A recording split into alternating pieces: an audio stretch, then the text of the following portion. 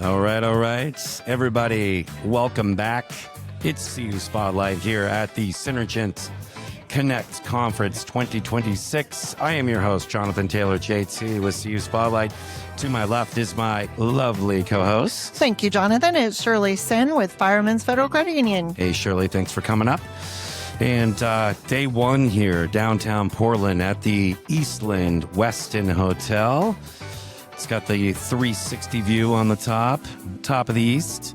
We're in my hometown, or at least where I live now, Portland, Maine, having a great time here with our friends at Synergent. Speaking of Synergent, they are our sponsor for the podcast here. Appreciate that, guys. Go to synergentcorp.com for more information there. And we have a very sharp-dressed man here as our next guest. Easy tough? ZZ, well, he does have a beard, but not a long beard. A rather short beard. But go ahead and introduce yourself for the people. Yeah, thanks, JT. Yeah, my name is Mitch Ryan. I'm the Vice President of Information Systems at Synergent. Lovely. And I am working on the longer beard. It's just taking a little while. Okay, so, got it. This is a project. Yes, project beard. Absolutely. You know, us guys that have beards, we appreciate the artistry. Right, there's an unspoken respect. 100%. There's a head nod. Yeah. Right. It's nonverbal. We know what it means. We know what it is. And there are women who love beards. Yes, it's true. Not all, but some. I've embraced very recently the full beard.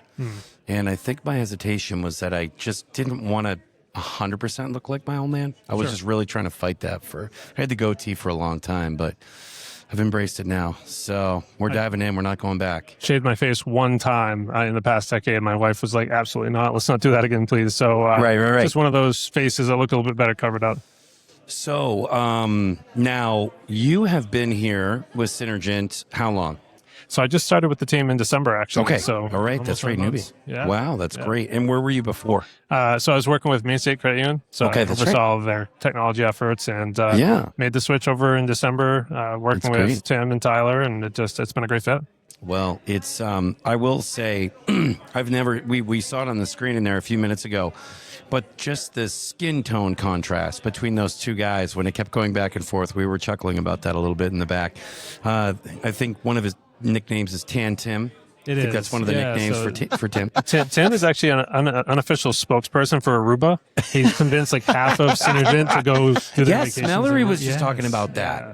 She was saying how much she loves going to Mexico and then to Aruba. Yeah. So have you been? I have not been, but Tim is he's working on it. Yeah, he's working on it. We got to get you there. So interesting. Yeah. Well, I love Tim. I've known Tim for a very, very long time. This is really fun for me because it's like, coming home. This is a homecoming for me. Seeing so many of the credit unions that I've known for so long, it's really fun to see how much this QSO has grown. And to see just the evolution, right, of this event.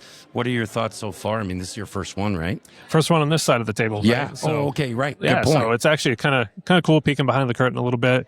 Brad, Steve, others who have helped organize this event, I think have done a great job this year, adding some new elements. The vendor hall, I think, has been really well received. Yeah. It's an opportunity for some organic conversation. Sure. And so far, I feel like the feedback's been really, really positive. Yeah. What's been interesting? Like, has there been any aha moments? I know there was a really cool roundtable, like you said. It allowed folks, I think, a better environment to be vulnerable, to be honest. Was there anything that came out of that was really interesting? Yeah, actually, I was sitting with somebody at lunch, and they kind of touched on, it's interesting. Sometimes you come to these events, not sure what you're going to get out of it, if it's going to be a speaker or what have you, but when it gets to be somebody who's a peer and they're talking about an issue and a challenge, and offline after that Scimitar users group, they started to kind of speak a little bit about some of those joint challenges and some of the solutions they were coming up with. Sure. She's like, I've already got 3 things to bring back to my team, and we're going to start working on those things. So it's kind of cool to see that happen organically as well. Well, and that's, I think, something that, having been in the QSO space myself now for 20 years and loving all things QSO, really seeing the differentiation, because we talked about earlier how, could a credit union just go out to, Jack Henry Scimitar and get the core system? Yeah, they could. Sure. Would it be exactly the way that Synergent has designed it or set it up? No, it wouldn't be. But, what is it about Synergent that has 55 years, right? We saw that up there. what is it about this? And I think part of it is that, right? It's that collaboration. It's about the credit unions being able to work together, or the credit unions, if something's not right, they can pick up the phone and talk to a board member. They can talk to another peer, another credit union person who can bring that right back to the top management at the QSO to make necessary changes. That's a really important part. Yeah, and I think Tim touched on it in his video earlier, GT, and like his point being around we want to be technology enablers, right? The old adage, if you build it, they will come, isn't actually always true, believe it or not, right? If we build a great product, it might be awesome on its own, but if it's not solving problems for folks that are dealing with day-to-day issues, trying to make members' lives better, it's not necessarily what folks are asking for. So we're trying to zero in on those challenges, work with folks, and be that partner, that enabler. Sure. But even taking it a step further, I think, I say it on here all the time, we all suffer from a crisis of awareness. Yeah. And I think, not to say that this solves the problem, but certainly having conferences like this and having the relationships that you guys have with your owners and your users and creating environments for them to work together, that really helps build the awareness on new programs you guys are doing, new partnerships you guys are having to get the word out a lot faster. Because if it's working for one credit union, chances are it's going to work for 10. Absolutely. Right. And again, having been on the credit union side of things and then now on the QSO side of things, getting to peek behind the curtain and see how much work actually goes into developing these solutions, supporting the credit unions, and just managing the day-to-day, making sure systems are stable and secure. There's a lot that goes into it. Yeah. We also are trying to still carve out that space for those conversations to make sure that we're meeting the needs and anticipating the future needs as we continue to move forward. I love that. As you have credit unions that are coming on to your services, obviously Jack Henry, Scimitar is a big part of that. You were talking about listening to them for their members' needs. How does that kind of conversation evolve itself when you're talking to the credit unions and determining like what partners you're going to bring on to help with those? Sure. I think it shows itself in many different forms, surely. So whether it's our CSMs and customer service teams having conversations with credit unions on a day-to-day basis, just trying to aggregate that data and say, okay, here's a consistent theme that we're seeing over and over again. Can we solve that? Or as we're having these types of events and we're having these hallway conversations and we're trying to engage with folks, really digging a step deeper than just, oh, okay, yeah, we heard the issue, but really what's the root cause? And are there things that we can do together? During the video, actually, earlier and during the initial introduction general session, kind of touched on, well, hey, Synergent was at a dinner, it was a senior team dinner with some credit union folks, and all of a sudden an idea turned into, hey, we've got a solution, can you help us pilot this, right? So I think it's just being curious and digging a level deeper than just they're having an issue. Well, that's not something we offer today. It could be, right? Sure. And working through that. I'm curious from your standpoint, you brought up a really good point a minute ago, that, your perspective coming from the credit union, because you were in your role at Main State for how long? About 5 years. 5 years. That's a perfect amount of time to really get your arms wrapped around what the challenges are. Now, granted, Main State is one of the largest credit unions in Maine, but still small in comparison to the ocean. Big in the pond, but relatively not huge in the ocean. So still, I think fits the bill for the small to mid-size, credit unions where there's so many of them out there. I'm curious from your standpoint, coming in, now learning, now seeing behind the curtain, understanding how the sausage is made, so to speak, and what goes into it. What are you excited about? Did you bring in any great ideas? Are there some initiatives that you're really personally latching onto that you're really passionate about? Sure. My biggest focus when I stepped into the role was being just very curious, right? Like before starting to say, hey, let's go move the ship, right? Because an organization like this supporting so many different organizations throughout the credit union community, it's kind of like steering the Titanic a little bit. Mm-hmm.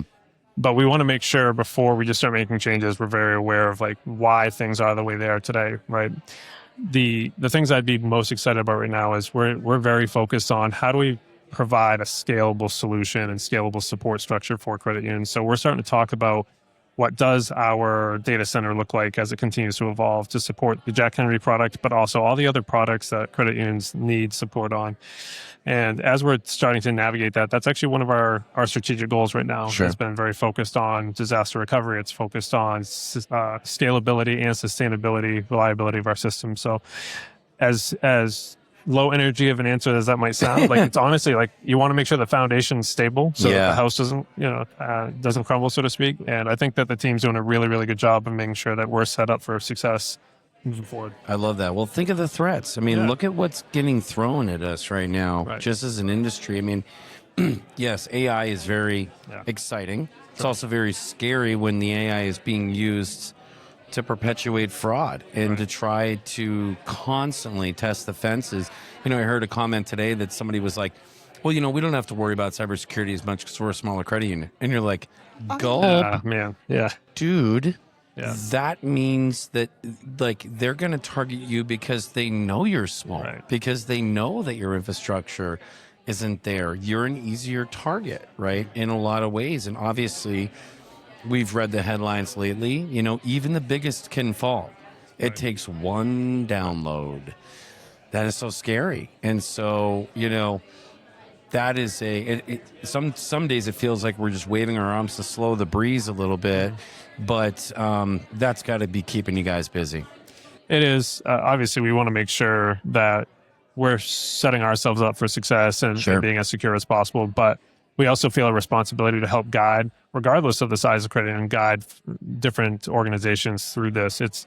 Things are only going to get scarier. Yeah, I know. Right? And not to get too technical, right? But if you start looking at some of these AI models, like what Claude had out with Mythos, that's it's such an exponential now risk that bad actors are going to have. Now, yes, the good guys also have those tools, right? Right. But we can't sit on our hands and say, well, we'll see what happens, right? Because then it's too late. So at Synergent, we've been very focused on starting to set ourselves up, investing in the right technologies, but also the right people. We've started to invest in some folks who are going to be very focused on AI strategy, both for our organization and what we can do to potentially help strategize for others as well. Well, it's so important. I mean, I used to say that data is the force, right?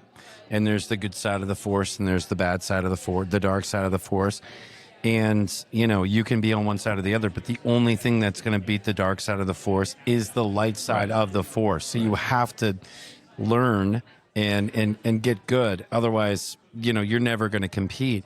And I think AI is the new force, and so getting that light side of the force set up. I mean, there's one fig tech that I know of that's partnered with Service just across the river here in New Hampshire that will spoof that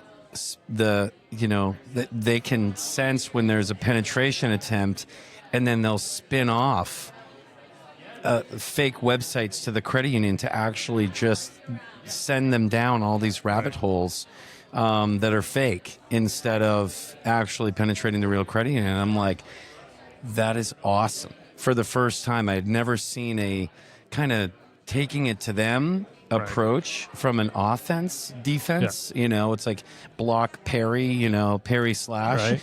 And I was like, that is so cool. So, that gives me hope. Yeah. And I think that, again, there's a lot of folks maybe who use their talent for the wrong reasons, but I think we have a lot of great talent on the good guy side as well, right? So we're trying to be some of those benefactors and make sure we're setting up for success as well. When you were talking about small credit unions, and I know I hear a lot of this going on just being in the small credit union realm, and they're like, well, we're going to wait on AI until it gets to this level. But as we were talking about, it's like if AI is here, those that are doing the fraud are up here. Right. What are some of the things that we can kind of converse with those small credit unions, like when it comes to the cores and these partnerships, about not waiting, why that importance? Sure. Shirley, I think it comes down to education, right? Because that's free. And in today's day and age, with how much AI is becoming a prevalent mainstay, not understanding it, I don't think that's really a good excuse anymore, right? We need to understand it. And like every partner, every fintech, everybody has a flavor of AI, and it almost seems a little overwhelming, right? Okay, if I'm working with 10 different partners and they all have their own versions, almost feels like 10 different languages I need to learn. But I think that education piece has got to be first and foremost. If you're starting now, it might feel like it's too late, but it's better to start now and try to catch up than wait and watch and see, because this landscape is one of those things. It's not like the internet. It's not like some of these other technological advents in the past. AI progresses so fast, right? I mean, look at Copilot and ChatGPT a year ago, the answers you were getting, right? Yep. So just making sure that folks stay up to date. And if they don't feel up to date, seek out the resources. Yeah. Right? We have folks at Synergent. We have folks in our community of credit unions that are more than happy to make sure people are prepared for what's next. Well, and I think regardless of, any of the hot topics today, whether it's AI, whether it's stable coins, whether it's, they're just whatever's going on, that is, or that can be scary, right? Because it's new. It's like, well, think back to, you bring up the internet. Think back to the internet. You know, we were talking about this at GAC this year, and it's like, it was all AI and stablecoin. And it's like, remember when at GAC it was putting your bank account online? Remote deposit capture. Those were the big things. And we all, yes, did it increase risk? Yes, it did.